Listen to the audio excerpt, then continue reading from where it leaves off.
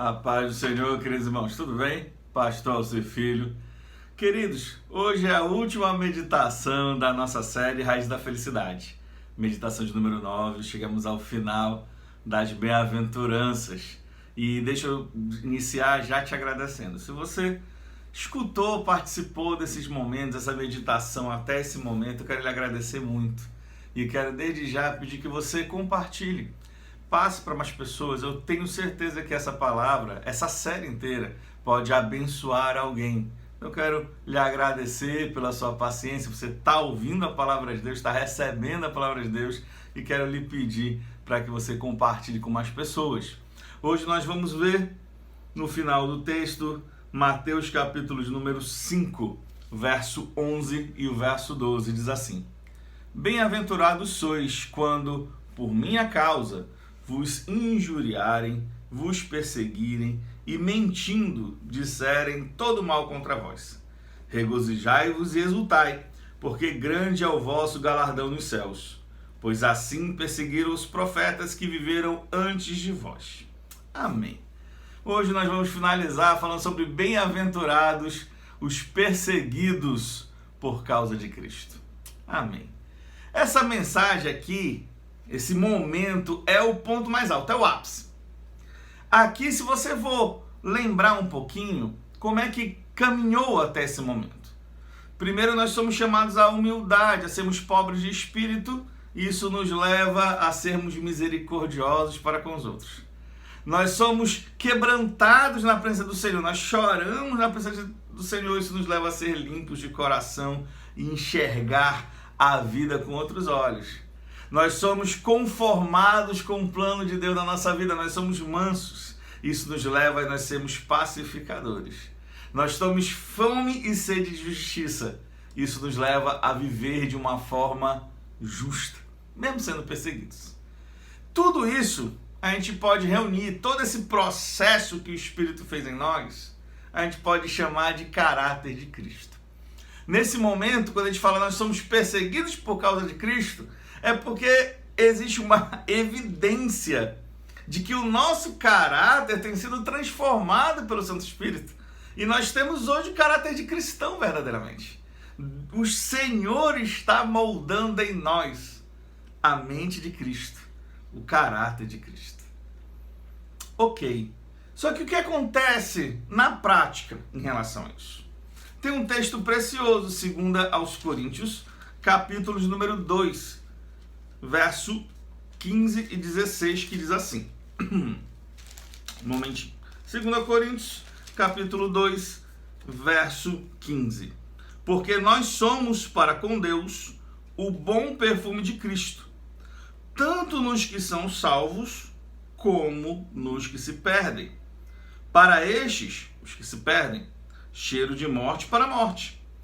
Para com aqueles, os que são salvos, aroma de vida para a vida. Quem, porém, é suficiente para essas coisas? Esse texto é um texto precioso para a gente compreender o que está acontecendo aqui. Irmãos, sempre que nós somos transformados pelo Espírito, o Espírito gera em nós essa regeneração espiritual, e nós temos o caráter de Cristo, é natural que aconteça algumas coisas. Primeira coisa que vai ser evidenciada: a graça, a obra de Deus para a salvação na nossa vida. As pessoas olham para a vida e para o caráter do crente e reconhecem que existe uma obra de Deus na vida do crente. O caráter de Cristo mostra o poder de Cristo e do Espírito para a salvação. É cheiro de vida para a vida. Para aqueles que são salvos, evidencia a salvação que é em Cristo Jesus. No entanto, o mesmo caráter cristão evidencia a necessidade de salvação. Por isso que o texto vai dizer que é cheiro de morte para os que perecem. Porque, irmãos, basicamente, deixa eu estar organizado de um jeito simples. A luz, a necessidade, a presença da luz evidencia um estado anterior em trevas. Se a luz do Espírito brilha em nós, se a luz de Cristo brilha em nós, naturalmente vai evidenciar toda uma situação diferente de pecado e trevas que havia antes em nós e em aonde nos rodeia. A nossa vida exalta a Cristo e denuncia o pecado. A graça de Deus exalta o nome de Deus e denuncia o pecado. Porque só quem precisa de salvação é quem encontra um Salvador. E quem precisa de salvação precisa ser salvo, precisa ser tirado do pecado. Irmãos, ninguém gosta disso. Ninguém gosta de ser confrontado dessa maneira. E aqui eu não estou falando nem daquilo que você prega ou da forma que você prega. Eu estou falando do caráter cristão, da transformação que é em Cristo. Isso é tremendo. É normal que haja perseguição por conta disso. Só que aqui a gente precisa fazer uma observaçãozinha para que a gente não se perca em relação ao entendimento. O texto vai dizer: bem-aventurados que são perseguidos quando vos injuriarem, vos perseguirem, mentindo, disserem mal contra vós. Então aqui tem que ter uma observação. As pessoas vão estar mentindo sobre nós. As pessoas elas vão estar falando inverdades, vão estar injuriando, ou seja, jurando, falando bobagens acerca de você. Ou seja, não é que você vai ser perseguido por causa de você, das suas atitudes erradas, ou algum pecado, ou alguma falta de conversão, ou alguma dureza de coração, ou algum orgulho espiritual, que a gente percebe às vezes isso, sabe? As pessoas, observa, elas rejeitam alguns crentes por causa do crente, não por causa de Cristo. Que às vezes, irmãos, a gente se depara com alguns cristãos que ainda não foram transformados. Eu não vou entrar muito no assunto porque nós já caminhamos um bocado. Mas tem cristãos que são orgulhosos. Isso é um contrassenso, isso é um paradoxo. Como um cristão pode ser orgulhoso espiritualmente uma vez que foi salvo pela graça? Porém, existe. E às vezes as pessoas rejeitam alguns crentes, não por Cristo, mas por causa daquele crente mesmo. E não é isso que o texto está falando.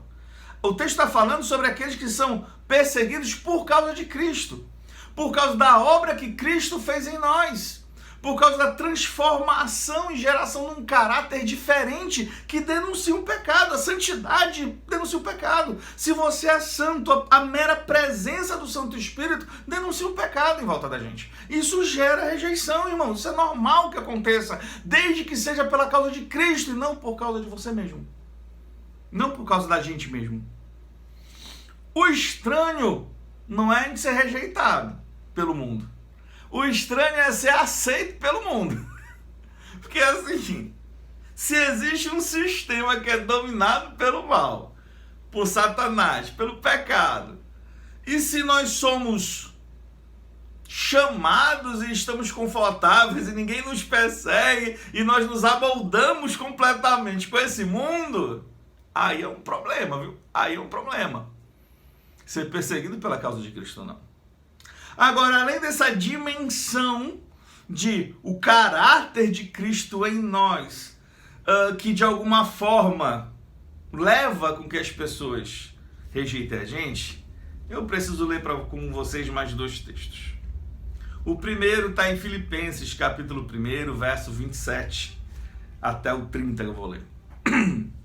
Vivei, acima de tudo, por modo digno do Evangelho de Cristo, para que, ou indo ver-vos, ou estando ausente, ouça no tocante a vós outros que estáis firmes em um só espírito, em uma só alma, lutando juntos pela fé evangélica, que em nada estáis intimidados pelos adversários, pois o que para eles é prova evidente de perdição é para vós outros de salvação, isso da parte de Deus. Verso 29, presta bem atenção. Porque vos foi concedida a graça de padecerdes por Cristo, e não somente credes nele. Pois tendes o mesmo combate que vistes em mim, e ainda agora ouvis que é o meu. Queridos, por causa de Cristo, ser perseguido por causa de Cristo, significa também um comprometimento com a obra de Deus.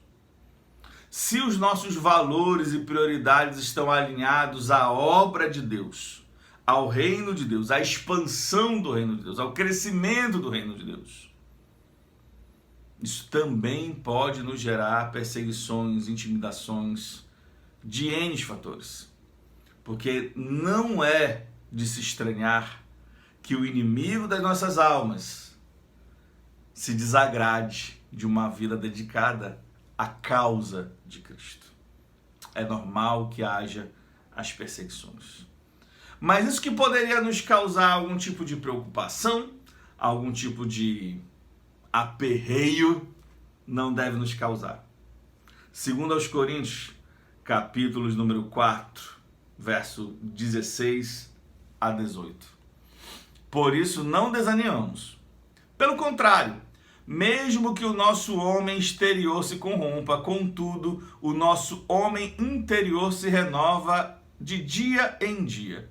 Porque a nossa leve e momentânea tribulação produz para nós eterno peso de glória, acima de toda comparação.